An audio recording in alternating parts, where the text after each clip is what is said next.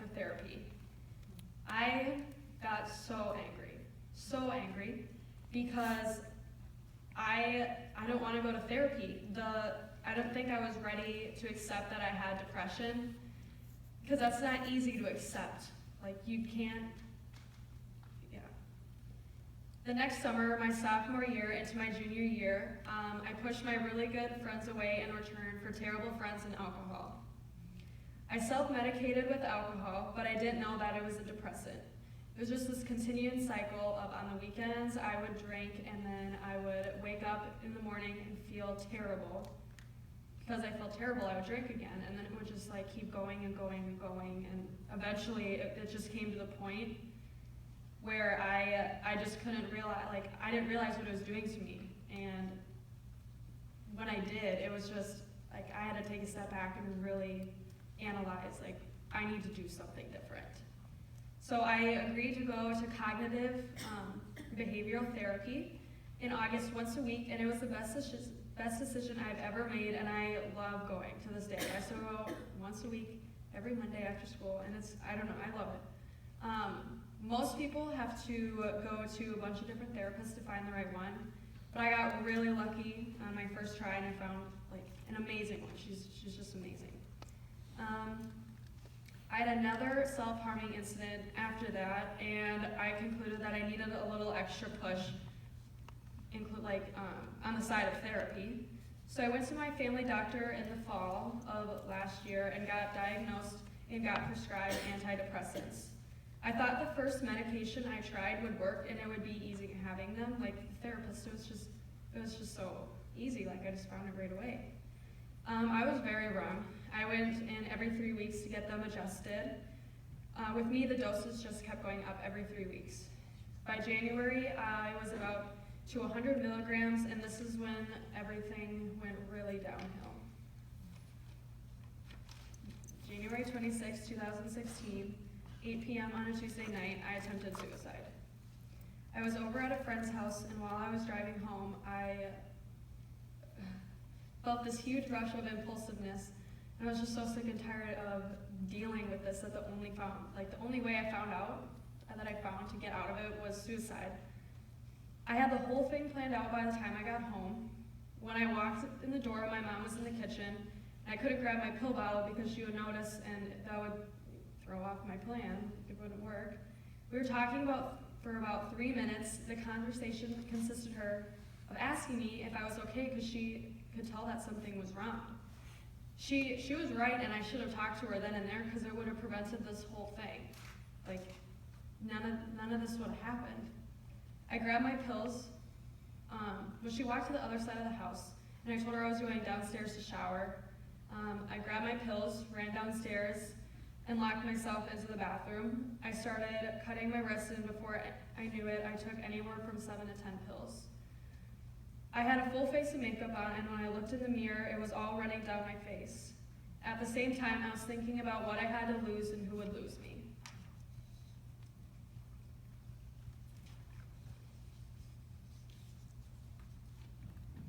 I thought about my animals. Who would take care of them? How are they going to understand why I went downstairs and never came back? Do they know I'm never coming back? What about my mom? What about my best friends? I couldn't do it. I ran upstairs holding my wrists and screaming. I told my mom what happened and she called 911. My dad just stood there in shock, and I've never seen him look so scared in my life.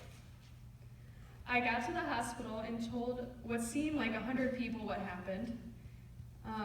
They didn't find it necessary to pump my stomach, but they did give me fluids through IV and gave me this charcoal drink to break up the pills, which was the most disgusting thing ever. The doctors were scrubbing at my cuts and lecturing me about why I should never do this, and they said they never wanted to see me there again. Understandably. It was scary, but my mom, dad, and one of my best friends, Marta, was in the room with me and made me laugh. The charcoal made my teeth and my whole mouth black, and it made for some funny pictures. My dad, being the entertaining person he is, took a rubber glove and tried to put it over his head. This is one of the reasons I love my family. They make me laugh. They made me laugh in the deepest, darkest day of my life.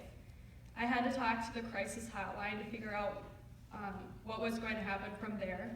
I didn't want to go to inpatient because I feel like that would make my anxiety skyrocket and I wouldn't have my support system as close as I would want them to be. And I just didn't feel like it was right for me. So I was in the hospital for about 6 hours and didn't get home until 2:30 in the morning.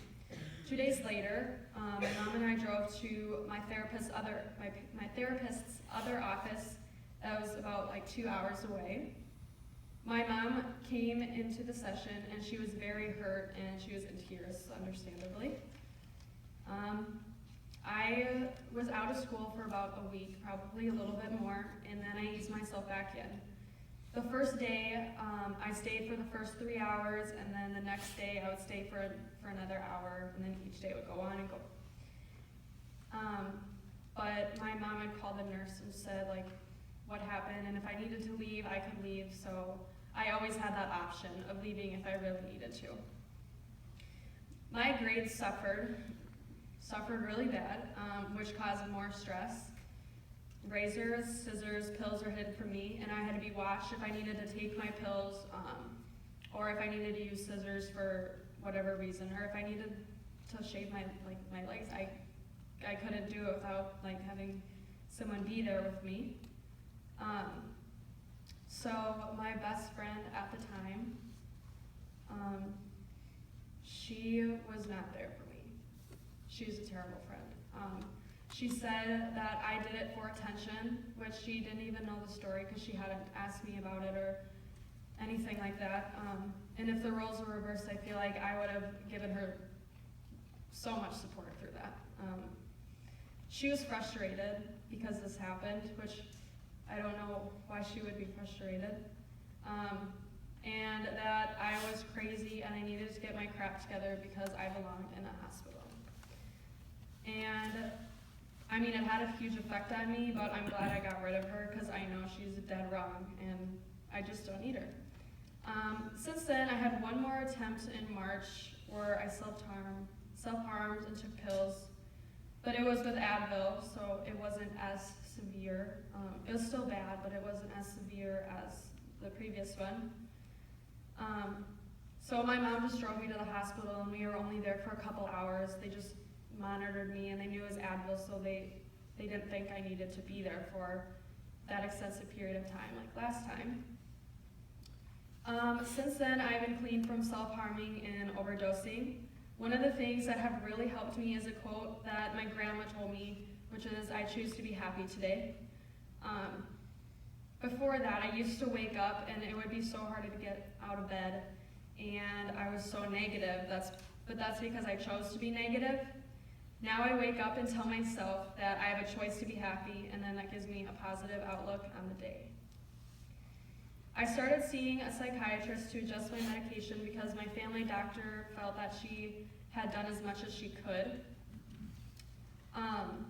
Finding a psychiatrist for me was a totally different story. It was super hard to find the one that I had went to this summer, but it didn't end up working out for me, so we're looking for a new one right now. And then if my attempt was successful, these are the things that I would have missed.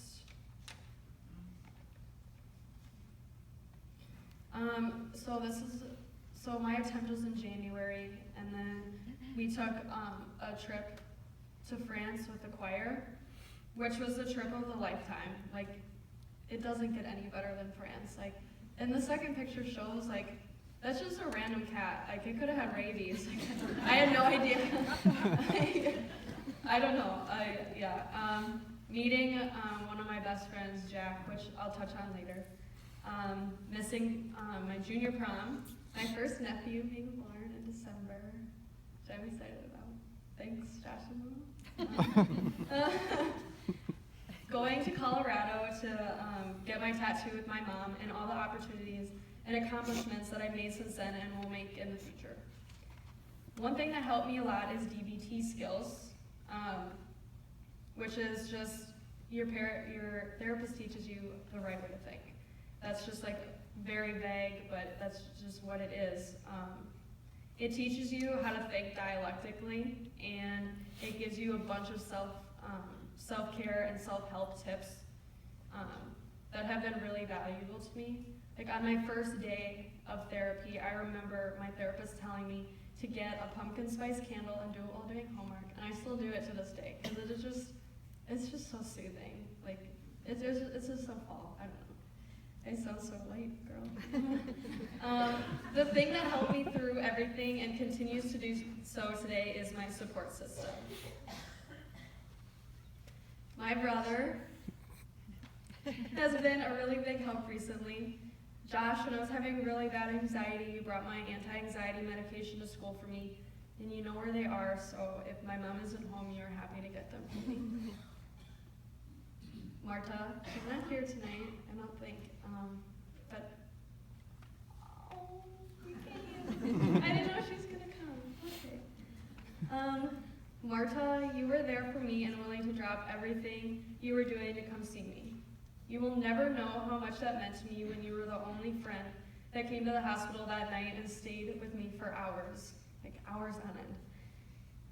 I can't forget when you came into the room and we both saw each other crying and we just hugged for the longest time. I can never repay you for how much you've done for me. Like you have no idea. So, Jack, I know that he's not here tonight. He's at a concert. But I know when you watch this, it'll make you smile. And since I can't put into words or actions like how I feel about you, I might as well say this to the public. I mean, like, who knows how many people are watching this right now? You're my best friend and the best boyfriend I could have ever jumped up. You know exactly how to cheer me up and get me to smile and laugh at your jokes even if they're not funny. You make me feel like the most special person in the world. You are willing to drop anything to come make sure I'm okay, even over the phone. You can make me have that dumb smile that I get from ear to ear. I love you and thank you for the love you and your family has given me. It means a lot. Gigi, where do I start with you? We have had some pretty great times and some really bad times. In the bad times, you have been there to listen to me to vent about my problems, and when I was at my lowest, you will never know how much you mean to me and how valuable of a friend you are. And to your sister for picking this up for me. My grandma, she's not here tonight either. I love you so much and thank you for sharing your quote with me. It has impacted how I deal with my depression in a huge way, and I couldn't have done it without you. Now every day I can look down at my arm, covering my self-harm scars, at my tattoo with your quote in handwriting, and remember how much I've grown as a person. So it's just her quote, and it's growing up to a sunflower, which is right here. Okay, Mom and Dad. You guys are the coolest parents ever. Like, hands down, the coolest parents ever. And I love you both so much. Dad, I know that one night in January, you were pretty scared and I could see it on your face when I came upstairs. But when we were in the hospital, you made me laugh until my stomach hurt. Thank you for teaching me how to smile, even when times were just get really tough. Mom, you are my biggest supporter of all. You have been there with me from the beginning.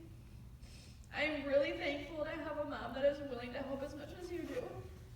I can't imagine how much I must have impacted your life.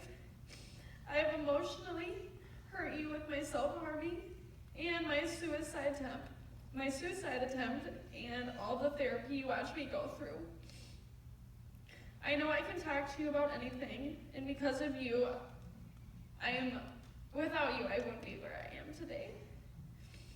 I have grown so much as a person watching you handle situations that we all know I probably wouldn't handle correctly, because, teenage emotional. I'm so thankful to have you as a mom and best friend, and I love you and Dad very much. Thank you for listening.